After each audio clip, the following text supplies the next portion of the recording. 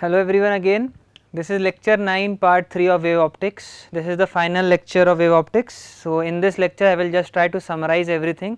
We started with the Descartes theory and then move on with the final end with the polarization. So I am Sameer Lavankar. Let us begin our final discussion on wave optics. So our complete summary, let me summarize everything. So let us start. So first of all, Huygens principle tells us that each point on a wavefront is a source of secondary wave. So this is nothing but the explanation of what was Huygens principle, and using the Huygens principle how we derived that the wavefront, if we know the wavefront at some time t is equal to 0, we can determine the wavefront at some time t is equal to tau. So Huygens principle tells us that at each point on a wavefront is a source of secondary waves which add up to give the wavefront at a later time. Huygens construction tells us that the new wavefront is the forward envelope of the secondary interface. So let us suppose if this is the initial envelope, then using the concept of V1 is V1 distance V1 into tau, we can find out the secondary or the wavefront at some time t is equal to tau. So this is the wavefront at some time t is equal to tau, given that if this is the wavefront at some time t is equal to 0. So when the speed of light is independent of direction, the secondary waves are spherical. So as you can see, these waves are spherical, nothing but spherical. The rays are then perpendicular to both the wavefronts, and the time of travel is the same measured along LA. Quite evident, time waits for nothing, time is independent value, hence it will not be that for if the value of time is t1 for it and it is time t2 for it, the time will be t always constant for both of them. This principle leads to the well known laws of refraction and reflection. So using these Huygens principle, we understood the complete concept of refraction and reflection. So just let me go on to that discussion again. So this was the complete concept of Huygens principle, in which let us suppose if this is the wavefront being available, let us denote it by f1 a f2, then using the concept of distance is equal to v into time, that is distance speed into time, we can find out the wavefront at some time t is equal to tau, given that these are that wavelets. If these are the wavelets being formed, also one of the assumption which the Huygens kept was that there is no wavefront going in the backward direction. Therefore, we are just emanating it in the forward direction, and hence we can get a new wavefront at some time t is equal to tau. So this was one of the concept which we learnt in the initial lectures. Then please remember this, these wavelets emanating from the wavefront are usually referred to as secondary wavelets. So this is one of the explanation which you need to remember. Then these are form of spherical wavelets or spherical wavefront.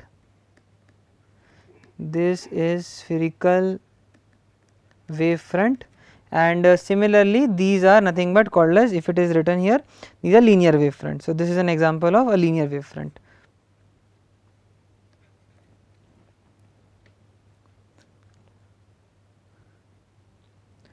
Next concept was according to the proof of refraction and the reflection laws. So in refraction and the reflection laws, we understood one of the concept called as Snell's law of refraction. So this thing was being proved in the initial lecture. So finally what we got was, if the refractive index of the interface of the above the interface, let us say n1, and the angle of incidence will be I only, quite evident, and the refractive index of the second medium be n2, the after refraction the angle of refraction will be r, then the concept which we got was that it is simply n1 sin I is equal to n2 sin r. Please remember this formula, quite useful formula called as Snell's law of refraction. So this was Snell's law of refraction, and similarly we understood the same concept using the wavelength concept. So these all things were being explained.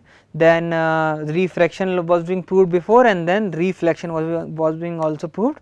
So if the surface Mn is proved or is being assumed as a 100% reflective surface, then if this is the angle of incidence, then after some mathematical or some geometry, we can finally understand that this is the reflected wavefront. So this is the reflected wavefront, as you can see, and this is the incident wavefront. So this is the incidence being happening, and this is the reflection. If I try to make it using different colors, so this is the incident wavefront, and this is the reflected wavefront. So as you can see, so by mathematical calculation, finally we can observe that angle of incidence I is equal to angle of reflection, which is r, and hence the law of reflection was also proved. Then let me move on to my summary again before. Okay, so the principle of superposition of waves applies whenever two or more sources of light illuminate the same point. When we consider the intensity of light due to these sources at the given point, there is an interference term in addition to the sum of the individual intensities. So, it is nothing but the principle of superposition is being defined, and we know that anything such that a bright fringe or dark fringe is happening, it is nothing but a superposition of many waves coming into at a single point. So, if we are taking two different wavelengths into picture, then the superposition will happen. As we also explained in the diffraction part, that diffraction is nothing but the superposition of two different interference is nothing but the superposition of two different diffraction patterns. So, but this term is important only if it is a non-zero average, which occurs only if the sources have the same frequency and a stable phase difference. So, as we know that a stable phase difference is always required for the Young's experiment to have some credibility or to have some fringes being observed on the screen. So, just before going to, let me just summarize the Doppler effect also, because I took that slide here. So, for Doppler effect we understood the shift. So, initially before Doppler effect was being observed, was being explained to you, we assumed that the source and the observer are always at stationary position, but this may never be the case. Always the source may move with respect to the observer. Hence, for Doppler effect came into picture, and the only shift which we need to remember for this is delta V by V is equal to minus V radial by C. So, this is known as Doppler. This can be expressed as Doppler shift. So, this thing was being explained to you. Then now finally, let us move on to our previous thing and let us conclude our complete lectures. Okay. So, Young's double slit experiment. So, now you should remember one of the concept, that is fringe spacing, that is lambda capital D by small d. So, this is nothing but fringe spacing. Please remember this formula also. So, Young's double slit of separation d gives equal spaced fringes of angular separation lambda by d. So, if we find the angular separation, it will be nothing but lambda by small d. The source, midpoint of the slits and the central bright fringe lie in a straight line, quite evident if we draw it into a diagram here. Let me draw the diagram and explain to you. Let us suppose this is the straight line being explained. So, this is the point on the screen at which central bright fringe will occur. Let us suppose this is the slit being formed. If this is the slit being formed, this is the central point, and the source, and quite evident the source is here. Let me write the source as like this. So, as you can see that the source, the midpoint of the slit and the point at which the central bright fringe is occurring is always occurring in a straight line. So, this thing is also being explained again here. An extended source will destroy the fringes if it subtends an angle more than lambda by d at the slits. So, I already explained to you this concept of why destructive interference was happening in the case of diffraction pattern. So, this is the same concept here. If you need to go understand, you can just go and visit the diffraction lectures, and you will get explanation regarding this last line. Okay. Next concept is a single slit of width a gives a diffraction pattern with a central maximum, quite evident. We explained it, I explained it in the concept of single slit diffraction pattern also and double slit also. The intensity falls to 0 at angles of plus minus lambda by plus minus 2 lambda by. So, this thing was also being explored. This is nothing but theta. So, theta is equal to plus minus n lambda by a. So, because at half the explanation was being done such that if we take half lengths again, then the value is coming as n lambda by 2, and because the path difference for any point in the upper half and lower half was a multiple of lambda by 2, hence destructive interference was happening, and because destructive interference was happening, a minimum was being observed, or else the intensity was being 0. Okay. So, the intensity falls to 0 at angles of plus minus lambda by a and plus minus 2 lambda by etc., with successively weaker secondary maxima in between. So, I also explained you the concept of why the intensity was being decreased with the increase in the path difference. So, as we can see that if we try to divide, let us suppose we take the case of 3 lambda by 2a, then for that case if you try to divide into 3 parts, then only and only a by 3 portion was being applicable or was being used for the intensity at that point. Why? Because the other portion of 2a by 3, if we divide it into 2 parts, we are getting a multiple of n lambda by a again, n lambda by 2 again, and therefore the destructive interference was happening for that. Similarly, for a 5 lambda by 2a, we are getting a value of a by 5 only being put into intensity at that path difference, and hence similarly we can get different lesser and lesser intensities as we move on with the path difference. So, this was the explanation for intensity being minimum or intensity being decreasing with the increase in the path difference. Okay.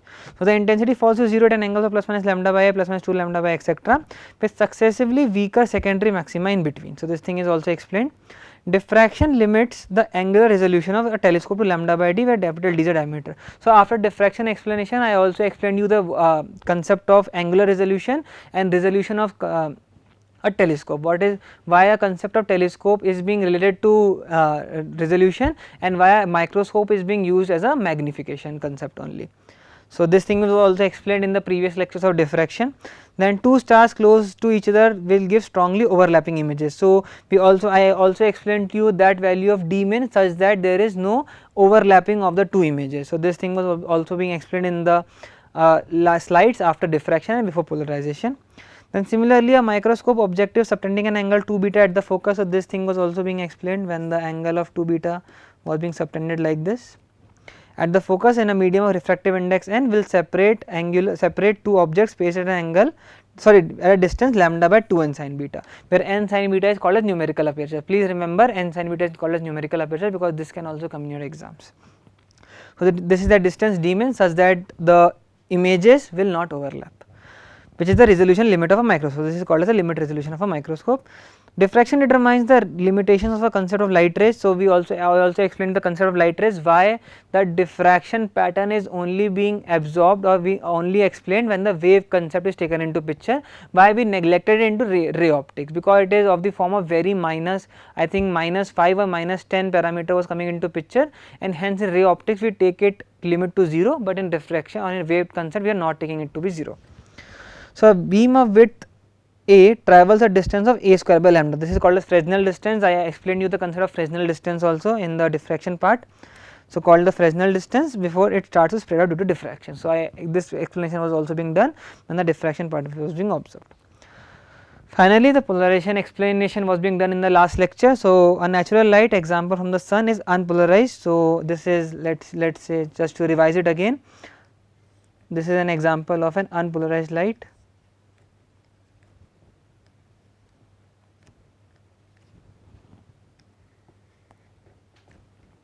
If I break it into components, then this is an example of unpolarized light again, and after passing it through a Polaroid, if let us suppose it is a Y polarized wave, that means all the molecules are being absorbed except the displacement happening in Y direction. So, this is the polarization process, and the device used for it is called as Polaroid. Okay, so natural light example from the sun is unpolarized. So, we after the complete process I explained to you two different methods by which polarization is applicable. One was polarization by scattering and next was polarization by reflection. So, in scattering what we did was, the scattering has happened, whose scattering has happened, the sunlight scattering has happened, due to which polarization has appeared or polarization has occurred. So, this means the electrical vector takes all possible directions in the transverse plane rapidly and randomly during a measurement. A Polaroid transmits only one component. So, only one component, let us suppose this is that component we are talking about. Parallel to a spatial axis, the resulting light is called as a linearly polarized or plane polarized wave. So, I also explained to you what is linearly polarization and plane polarization in the previous lectures. When this kind of light is viewed through a second Polaroid whose axis turns through 2 pi, two maximum and minima of intensity are seen. This is nothing but an application of Mellor's law. Polarized light can also be produced by reflection at a special angle called as Brewster's angle. So, in the previous lecture only I explained to you what is Brewster's angle, and by scattering through pi by 2 in the Earth's atmosphere. So, this is nothing but one of the example 5 which I also explained to you when I was explaining you diffraction and polarization. So, this is the complete end of your wave optics, and this is the end of your summary also. So, just everything, just let me check if I explained to you everything. So, yes, so this is the final conclusion of your wave optics. Just to explain to you again, this is the course progress. So, introduction is done, Huygens principle with the definition of wavefront is being done, then reflection and the refraction laws are being proved using Huygens principle, and wavefront concept. Then coherent and incoherent addition of waves were being done, in which we understood the concept of intensity being maximum for coherent and being minimum or 0 for incoherent. Destructive interference, constructive interference concept with relation with the wavelength concept was being observed in this. Finally, with the interference of light waves and Young's experiment, in which I explained you the concept of dark fringes, bright fringes, why it is only at central bright fringes occurred, what will happen with the change in the value of lambda, capital D, small d, etc. What will happen if the source of light is being converted from a monochromatic source to a white source of light, what will happen with the change in scenario of the screen, what interference, let us say interference on the screen or interference fringes on the screen. Then finally, we understood the concept of diffraction, in which bending of light has occurred, why diffraction is happening, etc. Then finally, polarization. What is polarization? What is polarization? Then what is a Polaroid? Why then the explanation of Malus law. Then by two ways by which naturally polarization is occurring. One is by reflection, one is by refraction, and that is the end of your wave optics. So thank you, and we will meet in some another lectures regarding physics. So thank you again.